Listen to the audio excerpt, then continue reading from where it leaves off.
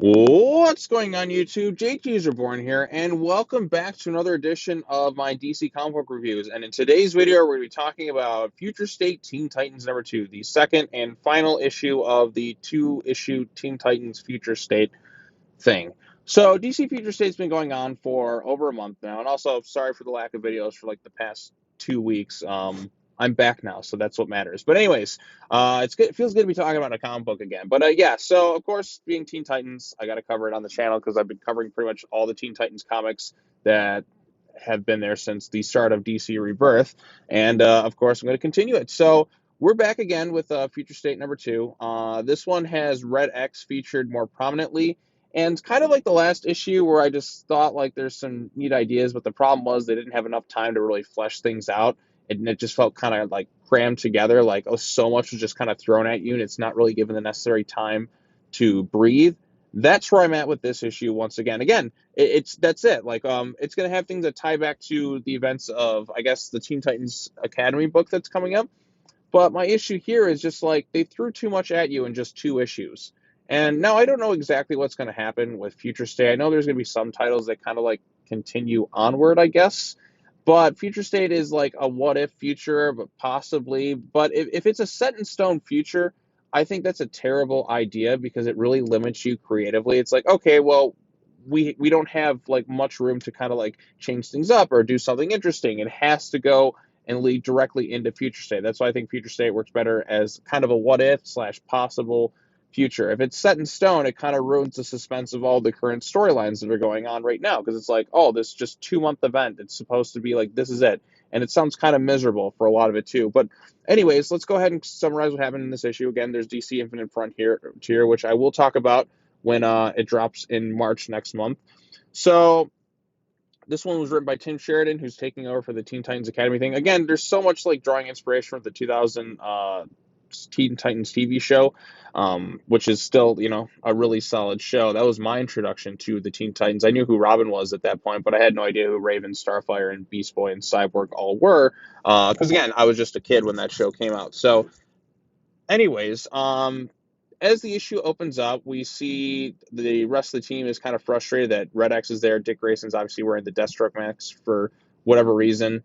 They're trying to end. The apocalypse is going on. They're trying to stop the four riders of the apocalypse, who I might add your friend Red X is responsible for unleashing on the world. So again, they're all like Red X, Red X, Red X. So Red X, we don't know exactly who Red X is. There's a lot of people who speculate it's still going to be Damian, but why wouldn't they just call him Damian? Although he at one point he does say Grayson, and even when he's kind of unmasked a little bit, he's still kind of kept in the shadows, has kind of a it kind of resembles a little bit of Damien. I don't think it's going to be Clown Hunter now because it's clearly like a Caucasian man that you can see. So I don't know who it's supposed to be. I really, really don't.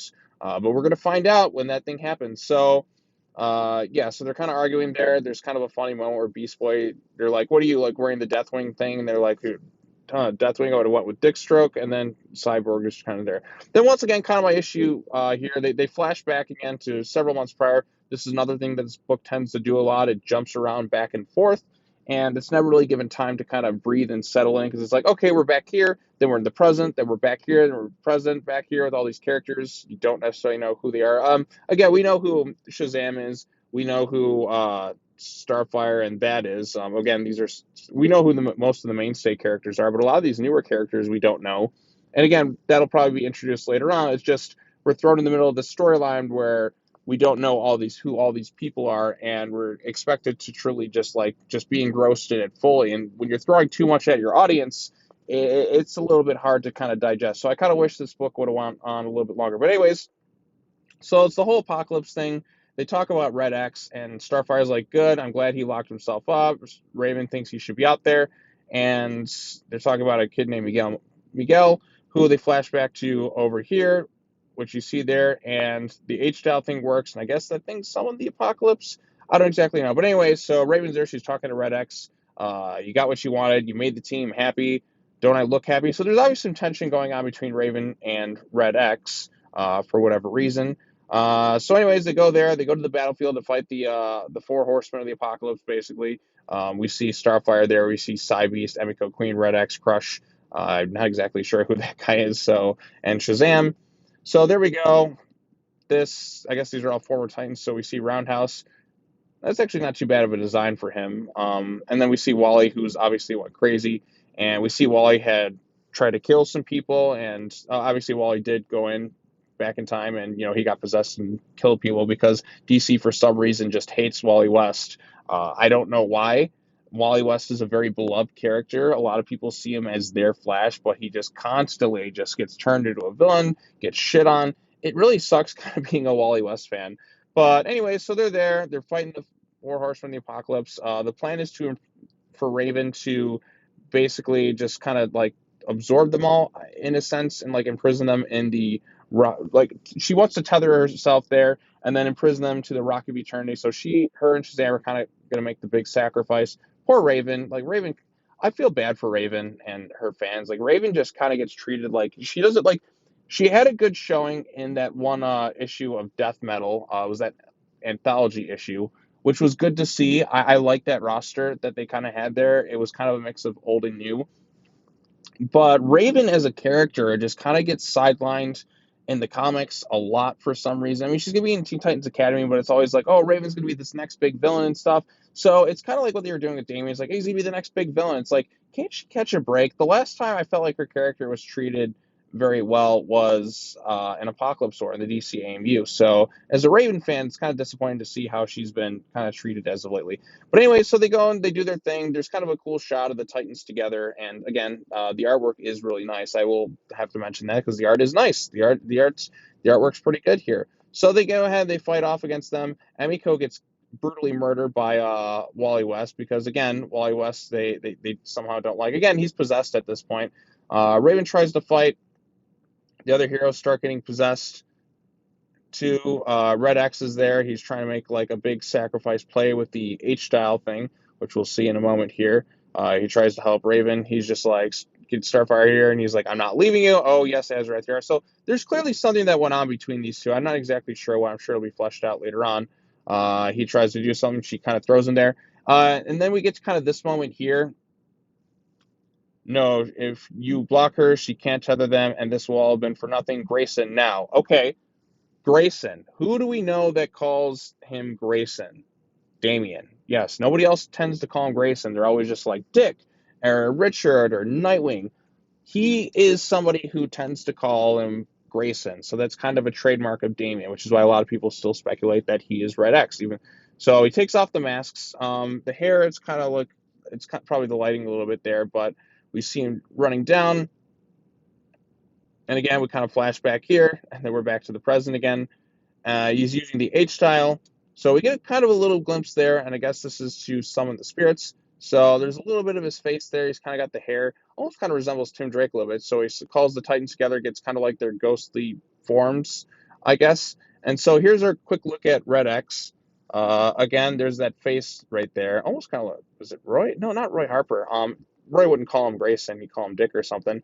But we kind of see him unmasked there. That is clearly not Clown Hunter. That looks nothing like him. That's clearly a Caucasian male, and Clown Hunter was not. So it's definitely not him. And there's kind of more hints of him right there. So a lot of people still speculate that could be Damian. That kind of could look like a little bit of a slightly older version of Damian. Raven kind of gets possessed, and Red X is seemingly killed, but she imprisons everything. So then Shazam is there, and then he takes Raven to the Rock of Eternity. And I guess this picks up in the events of the Shazam book, #1, which I did read like a few weeks ago. I'd have to kind of go back and reread it again. But it's kind of just, that's it. This is the ending. We're kind of left on a bit of a cliffhanger. It's like, how did it come to this? Find out in the pages of Teen Titans Academy coming March 2021. Oh boy, I love the fact that there's no hope there. It's just like I'm destined to have kind of a miserable ending. Isn't that great?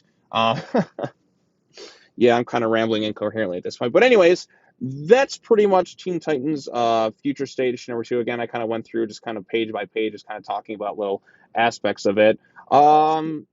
The dialogue is fine. There's a few funny bits in there with Beast Boy in that. Or I'm sorry, Cybeast. I want to call him Beast Boy, but he's a weird hybrid between the two characters for whatever some crazy reason. Raven's there. I wish her character was given something better. But unfortunately, they're going to kind of go into like the Raven apocalypse, evil Raven. Red X, there's a lot of like people who speculate it's Damien. Again, based on that, you could kind of almost see it.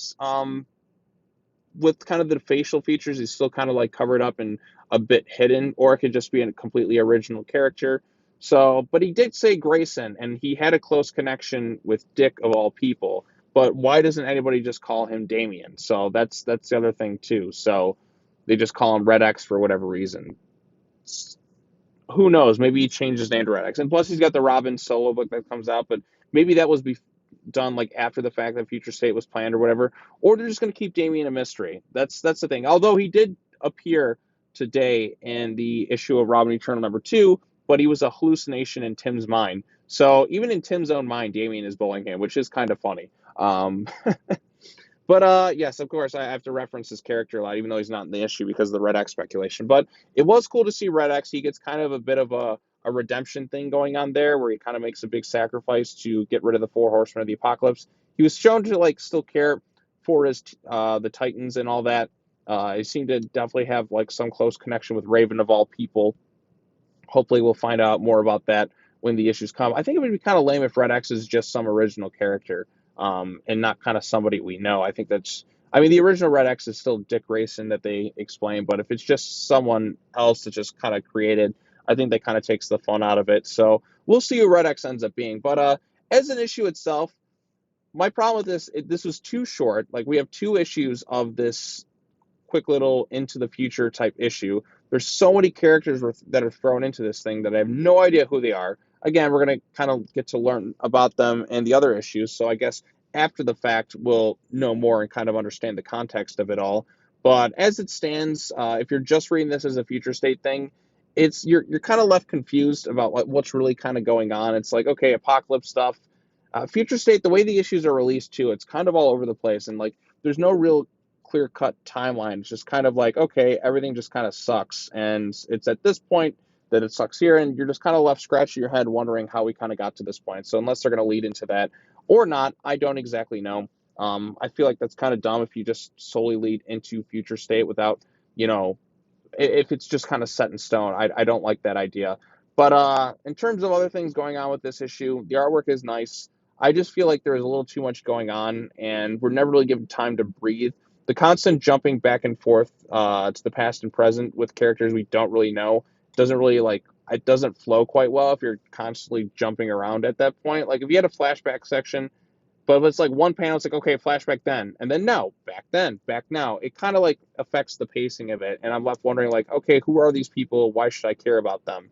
And that's kind of the deal with this issue. I didn't hate it. I didn't quite love it either. I thought it was fine. Like I could kind of pick up on things. I'm like, okay, this is who we're at, and this is this character, but it it could have been better. Again, I think without like the backstory really on all of this stuff to like kind of get to the point where the characters are, I'm just kind of left scratching my head, wondering like, okay, who exactly are these people? Why is Corey so bitchy towards Dick? Um, why is Wally West constantly shit on? Stuff like that. And again, I don't know why Wally West is constantly shit on. I know maybe that was a Dan Didio thing, and now that he's gone, we can kind of finally move past that because that's what Future State was. It was Dan Didio's baby, um, and I think a few other people, but which was originally 5G, but they kind of reworked it.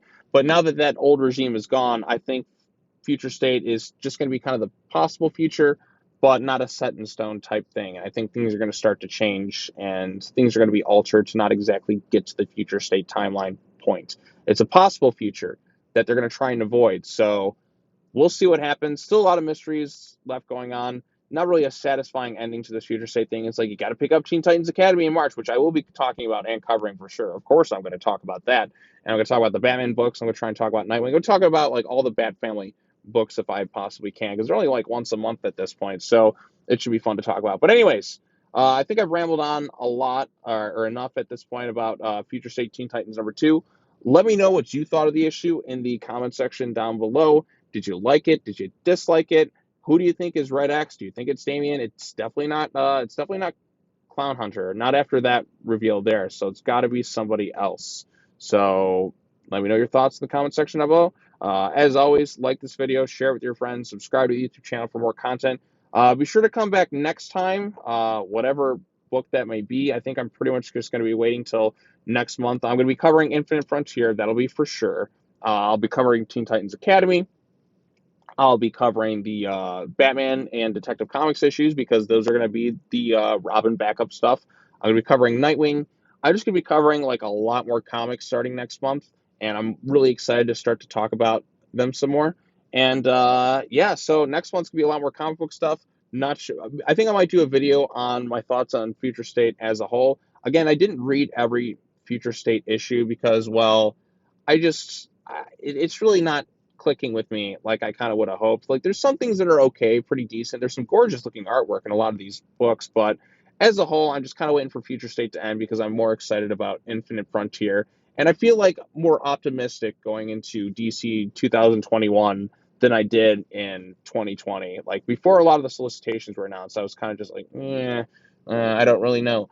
I don't know, Yogi. It's or something like that. It's just one of those things. So, yeah. All right, that's all I got to say. Thank you all so much for watching. I really appreciate it. More videos to come. Sorry I was gone for like the past 2 weeks, but you got a Future State Teen Titans video, and I had fun just kind of talking on doing a video again. So, I will see you all next time. As always, take care now. Bye bye then, and I will see you all in the next video. Peace.